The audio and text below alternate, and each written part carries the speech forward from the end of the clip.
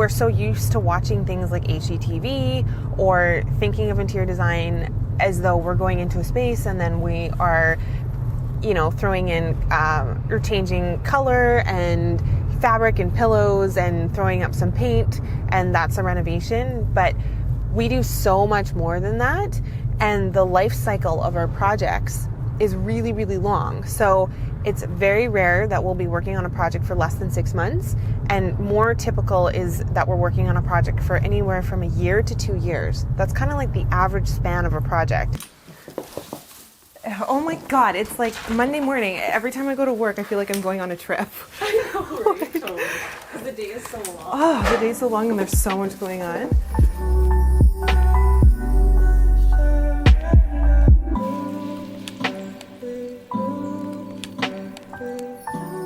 Good morning, everyone. It's definitely a Monday morning.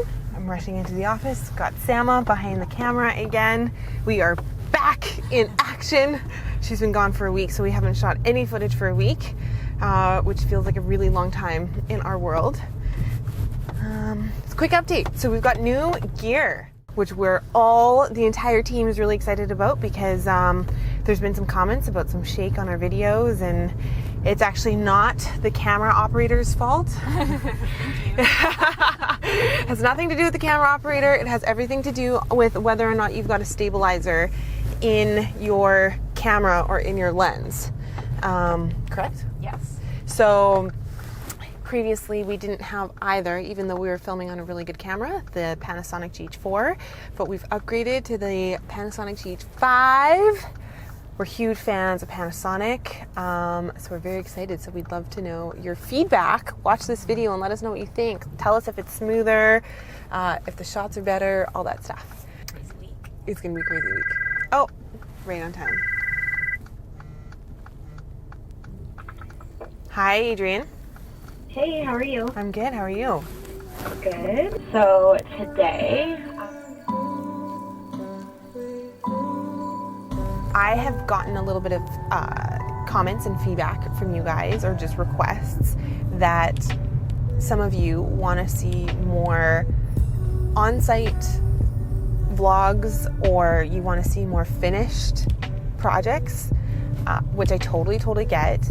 And the one thing that I wanted to explain to you guys is the reason why we film the way that we do, and we do a daily vlog and pack a whole bunch of stuff in a vlog, is because a lot of people don't realize that interior design is a very, very complicated practice. So when we're making this type of content, it's really hard to show you guys finished projects, because the reality is that we're in the process. I don't even know how many projects we're working on right now. 8 or something? 8, I think. I don't know. We'll count at our Monday morning meeting. I wanted everybody to kind of be, I mean, it is a town hall, but present for like the remainder of the meeting as well. Because as we go through this, there's some stuff that, like, Diane needs some imagery for editing, and then Kristen is going to be working on graphics this week. There's just a whole bunch of, like, we're all going to be working really closely together as a team. I think, to be totally honest, with the volume of work that we have right now, it's going to be pretty impossible to film or do any kind of stuff for YouTube that's like quote unquote outside of the office. It's going to have to be very like project specific and work like what's going on at House of Bohn, just for the next little while, because it is such a heavy workload. So I would love to show you guys finished projects and walkthroughs and tours of our finished spaces as much as I possibly can, but it'll just take some time before I'm able to do that. In the meantime, though, I'm going to try to give you guys a really good inside look as to the process that we use for actually completing these projects.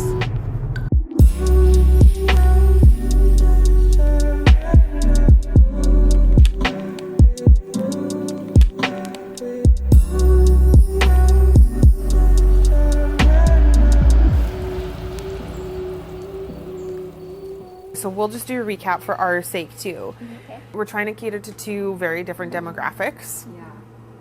young people as well as old people. They want the project overall to be bold. They want it to reflect luxury, and they want it to feel sort of like Italian, like classically designed, all that stuff. And a lot of this is like branding focus. It's not necessarily like interior design focus. So we'll go through our presentation and then we'll go through the finishes. Yeah. Again, we're not thinking about this from a marketing standpoint. So we're not thinking about like who they're trying to sell to. Yeah. We're thinking about who might be living here. Okay. In order to think about how we want the interiors to come together, right? Like it's their job to figure out how to market it. It's our job to figure out how to put together the design. Yeah. And so just seeing it like this, looks like we're proposing a black and white scheme, and then we're proposing a wood, white, and black scheme, which isn't entirely true. Okay, maybe let's pull those finishes then. Just looking at this again right now, what I'm not loving so much about this is the wide shaker. I think if we did a narrow shaker, I feel like that would feel a lot more modern. And I do like this a lot better as a finish. Is it possible to get a sample of a thinner profile? No. Was that matter? We should look at another supplier, I think. Because I don't want to propose this. Because I think that this looks, the wide shaker looks dated. But I think it's important that we show them what we want, and then, yeah. I feel like we need to be going forward in time and not backwards. That's all. Even though we're trying to maintain a single family home type feel and something that feels a little bit more cozy, more traditional, in a way that is going forward and not backwards. That's the only thing that I'm trying to be mindful of. Right. But then again, my mind goes back to, it's not that hip guy that's buying this. Yeah, that's true. To me, there's such a divide between who this person is and, yeah. Okay. Well, this is a good starting point. Okay. Yeah, we can. This is a good starting point. So let's go back to these boards quickly. Okay. Because my view on these two boards is that because these are the scheme boards, they should be really strong. And my view on these is that they're not that strong. So maybe we do a collection of 4 images on one side, and then we do a kitchen rendering on this side. You can vignette it, and then we'll have all of our notes on it. Okay.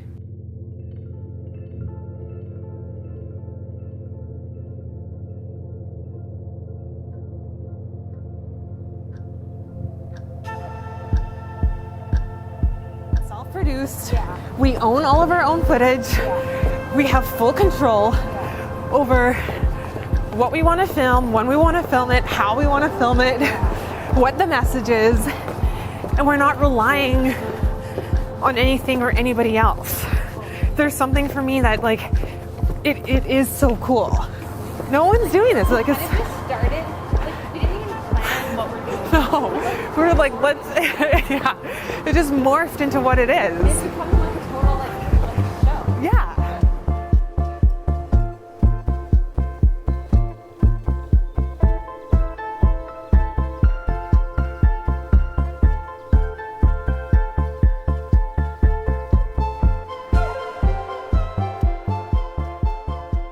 Space planning is definitely one of those things that the longer you do it, the easier it just gets. The less practice that you have with it, the harder it is to look at a plan and start thinking about where space is going to go. It seems easy when you're going to tackle it, but then once you get into it, it's really, really hard. So if we're looking to present to a multifamily client, where they know that they're going to benefit from an economy of scale through their contractor, is it possible to get project pricing?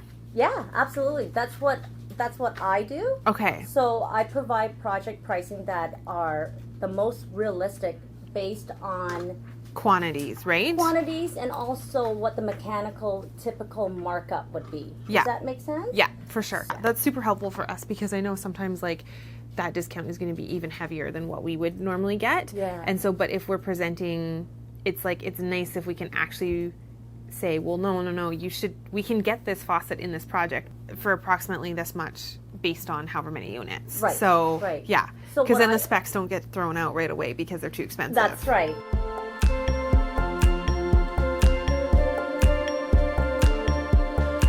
So immersed in the atmosphere.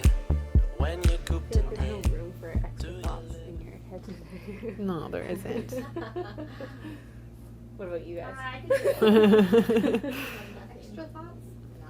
Anything on Oh your my mind? God, I just got a funny... Karen, can you please do a meet and greet with all your followers? We would love to see you. Cool. Is that from Instagram? Yeah.